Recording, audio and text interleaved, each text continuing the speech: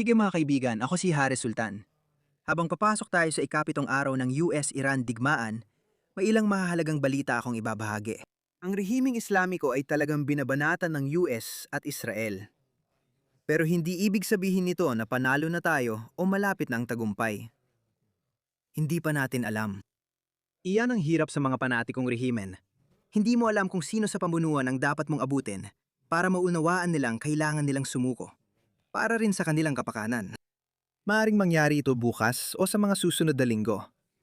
Hindi ko alam at ayokong magbigay ng maling pag-asa. Pero sana ay mangyari ito mas maaga kaysa magtagal pa. Dahil habang tumatagal ang digmaan, mas marami pang buhay ang malalagas. Kahit may hindi kasiguraduhan, pwede pa rin tayong makiisa sa mga tao ng Iran sa kanilang pagdiriwang sa pagbomba sa rehimen. Panurin natin ang unang video. Sobrang saya nila na makita nilang binubomba ang punong tanggapan ng Islamic na rehimen.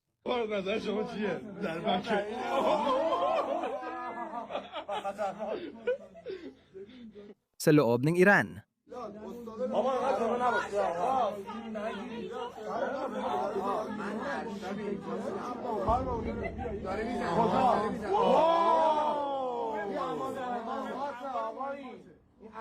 Napansin mo ba ang pagkakaiba? Bakit hindi sila nag-aalala tulad ng mga tao sa Ukraine o natatakot na tamaan ng random missile o drone?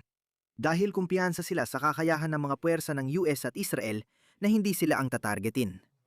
Ang tatargetin nila ay ang rehimen. At kaya sila masaya.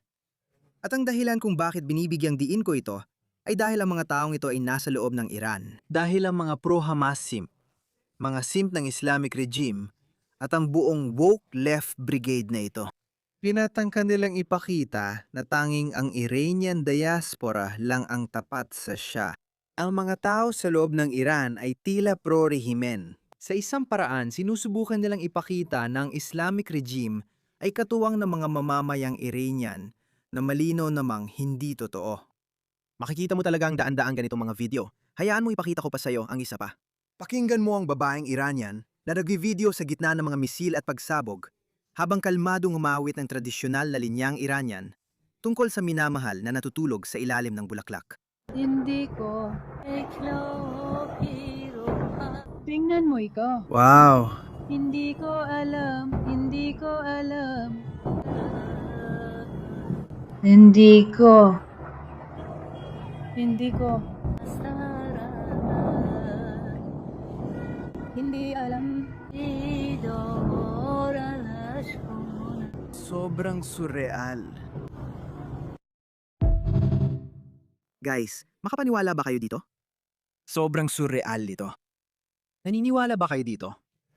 Nakakita na ba kayo ng ganito? Ito, ewan ko. Ako'y isang matinding materialistiko at ateistang tao. Pero nakakaramdam ako ng parang espiritual na pagkilos dito. Kasi paano ka magiging kalmado at kumakanta habang literal na bumabagsak ang mga misil sa paligid mo? Pwede kang mabura sa mundo. Pwedeng aksidenteng may misil na bumagsak sa'yo. Ganyan ang desperasyon ng mga tao sa Iran. Ito ang dahilan kung bakit galit ako kay Putin sa ginagawa niya sa mga tao ng Rusya. Galit ako kay Khamenei at sa marahas, mapaniil na Islamikong rehimen. Pero hindi ko sinabi na galit ako sa mga tao ng Rusya dahil naniniwala akong inaapi rin sila ng isang malupit na diktador na namumuno gamit ang kamay na bakal. Kaya naiintindihan ko, may mga pro-Ukrainian na gustong mamatay ang mga Ruso. Pero hindi ako natutuwa sa pagkamatay ng sundalong Ruso dahil alam kong napilitan lang siya. Pero ang diaspora na tinitingnan ko, ang komunidad ng Muslim sa kanluran na tinitingnan ko, ay kumakampi sa mapaniil na rehiming ito na sumasalungat sa kagustuhan ng mga tao ng Iran. Pasensya na, pero kailangan kong aminin na galit talaga ako sa mga taong ito. Yung babaeng yon, si Bushik, hindi ko nasasaktan ng inyong mga mata sa pag-play ng video niya. Yung mga video niya, sa hindi ko maintindihang dahilan, talagang patok na patok. Hindi ko alam kung bakit pinapalakas ng mga algorithm ng X ang boses niya. Dahil kapag tinitingnan ko, palaging binabanatan siya ng mga Iranian. Pero kahit di ko maintindihan, nabibigyan pa rin siya ng exposure. Kaya nililikan niyang parang yung sumasayaw na Iranian ay kumakatawan sa buong Iranian diaspora. Suportado ng mga tao sa Iran ang kanilang rehimen. Mukha bang sumusuporta sila sa rehimen?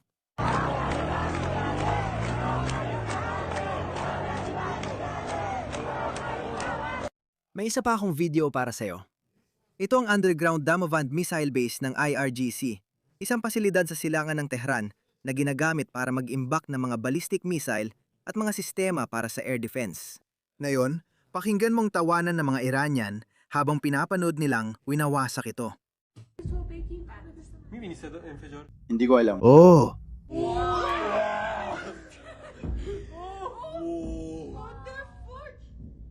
Inayo faqat to Call of Duty. Kita mo yon? Masaya sila. Sineselebrate nila yon. Pero ang mga simtang Islamic regime sa Kanduran, nagpapakita sila ng maling larawan. Tingnan mo ito. Galing ito sa isa pang video mula sa loob ng Iran, sa lungsod na tinatawag na Mashhad. At sinasabi ng taong ito, isinalin ito para sa atin ni Goldie. Hi, Ginoong Trump. Narito ang lungsod ng Mashhad. Pinatay ng Ayatollah ang aking mga kababayan. Pakiusap, tulungan niyo ang aking mga kababayan. Tulungan niyo makapunta si Raza Pahlavi sa Iran. Pakiusap, pumunta kayo sa Iran. Pakiusap, tulungan niyo ang mga mamamayang Iranian. Pinatay ng Ayatollah ang aking mga kababayan. Pakiusap, tulungan niyo kami. Sa totoo lang, ito ay mula ika-8 ng Enero 2026 sa gabi, sa pagitan ng ika-7 at ika-8 ng Enero. Diyan namin hinihinala na pinaslang ng rehimeng Islamiko ang hanggang 30,000 katao nang pinutol nila ang internet. Hindi ko alam! Patay! Heto ang lungsod ng Mashhad! Kailangan kong itago ang aking mga tao! Pakiusap! Tulungan sila! Pakiusap! Tulungan niyo si Reza Pahlavi! Pumunta kayo sa Iran! Baby Netanyahu! Nasa Iran na si Penny! Pinisel sa mga tao ng Iran! Kailangan kong tumawa sa aking mga kababayan! Pakiusap! Tulungan mo ako! Ito ang desperadong pakiusap ng mga tao sa Iran. Desperadong pakiusap. Maraming magsasabing hindi pumasok ang Amerika para sa mga taong yon. At maraming beses ko na ring nabanggit ito. Normal lang na magkaisa ang iba't ibang grupo dahil sa magkakaparehong interes o layunin. Ayos lang yan. Nasabi ko na rin yan dati. Ang rehimeng ito ay naging mahigpit na kaaway ng Amerika sa loob ng 47 taon. Pero hindi sapat na dahilan yon para makipagdigma sa kanila. Matagal na kaaway ng Israel ang rehimeng ito. Mini Satan, Big Satan. Okay, ang dalawang bansang yon. Kahit ganon, hindi pa rin sapat ang mga yon para makipagdigma sa Iran. Pero may pangatlong elemento na ngayon, kahit matagal na itong namumuo. Pero ito na ang pinakamatinding pagsupil ng Islamic regime sa sarili nilang mga tao. Nakakita na tayo ng mga naunang alon ng mga demonstrasyon laban sa rehimeng ito. Pero ito ang pinakamasahol sa lahat ng pamantayan. Ito ay nagbasag ng mga rekord. Ito ay nagbago ng kasaysayan. Kaya gamit ang tatlong bagay na ito, na yon ang pinakamainam na panahon para labanan ang rehimeng ito. Hindi ko alam kung kami mananalo. Hindi ko alam yon. Sabi nga ng Irish na banda na Script, hindi mo malalaman kung di mo susubukan. Ganon ang nangyari sa Iran, di ba? Tignan mo rin ang nangyari sa Islamic Sentay ng Manchester. May ilang pro-Islamic regime at pro-Hamas. Alam nyo na, yung mga usual suspects. Dumating sila para magluksa sa pagkawala ni Khamenei. At kasabay noon, lumabas din ang mga Iranian na laban sa rehimen. Tingnan mo kung ano ang ginawa nila. Sobrang nakakatawa ito. Totoong nagwawagayway sila ng bacon. Tingnan mo yan?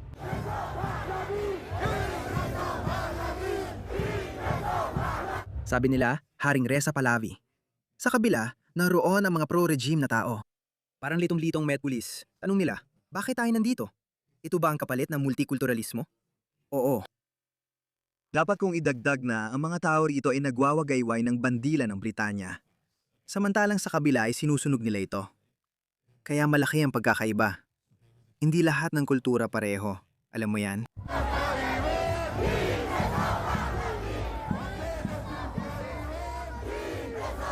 Oo, kumuha ka ng bacon. Dapat nagdala sila ng aso. Diyos ko!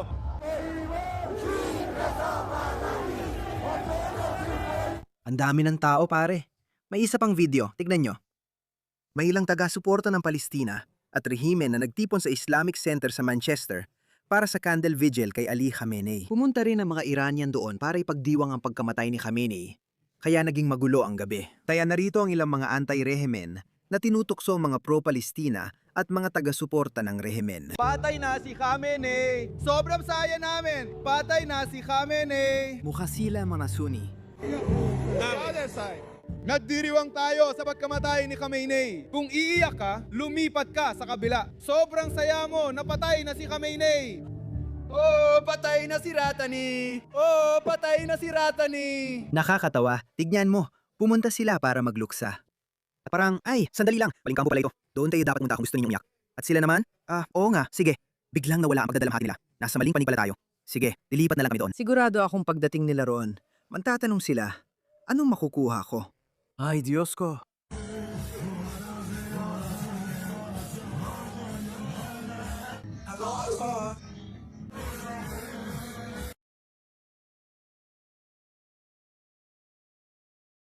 Oh, patay na si Ratani! Yehey! Patay na si Ratani! Ano yon? Khamenei! Patay na ang nanay niya! Patay na si Khamenei!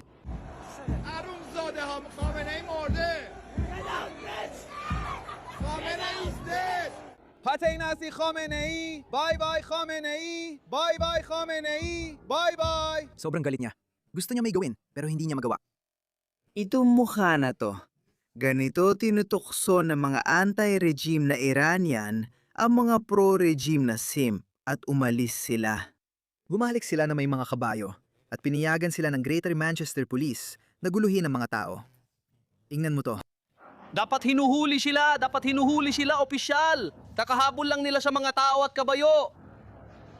Bakit hindi sila hinuhuli? Sa lubos na pagkara, ano bang gusto mong gawin ko? Hilayin siya pababa sa kabayo. Oo. Kung may Union Jack sila, siguradong tanggal sila sa kabayo. Jackson, huhulihin silang lahat. May mga ram at flying squad dito.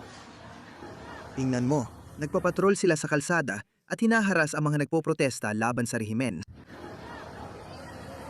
Ako'y talagang neutral, pero kitang-kita na mayon. Ako ang pinaka-neutral sa lahat. Nagsisimula na ako mainis, nabubwisit na ako. Pasensya na, opisyal, hindi ko sinasadya magmura. Nagsisimula na talaga akong mainis sa nakikita ko. Tingnan mo yan.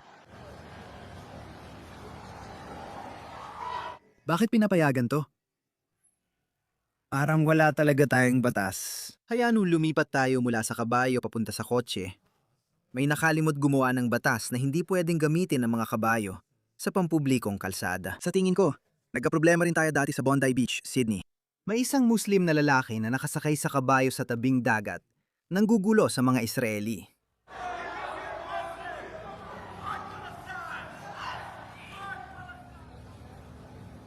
Bakit nila nagagawa na habulin ang mga tao gamit ang mga kabayo doon? Parang kinuha ng Manchester Police ang mga vigilante para habulin ang tao gamit ang kabayo. Kaya binabantayan din sila sa Manchester gamit ang mga kabayo.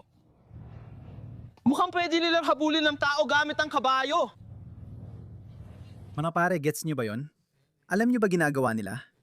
Sinusubok nila ang limitasyon kung hanggang saan tayo pwede. Pare, magiging sobrang pangit ang mangyayari sa UK. Tingnan mo tong pulis, parang nakikiusap siya sa kanila. Nakiusap, bumaba kayo sa kabayo. Alam namin ang ginagawa nyo kahit walang batas. Kailangan nyong bumaba sa kabayo. Sabi niya, hindi. Parang pwede nilang habulin ng tao gamit ang kabayo. Kailangan natin ng 3 ngayon. Kaya 3 plus 2, isa pang bola. Kailangan niyang umalis. Iyon. Hilahabol lang nila ang isang tao gamit ang kabayo. Hinahabol nila ang tao gamit ang kabayo. Kasama ba sila sa Greater Manchester Police?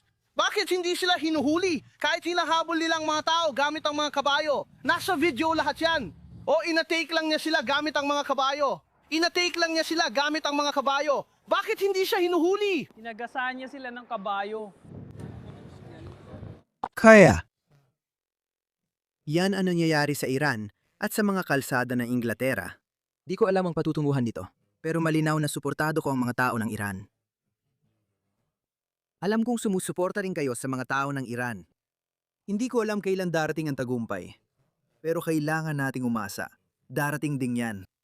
Babalik ako agad para sa isa pang update video. Hanggang sa muli.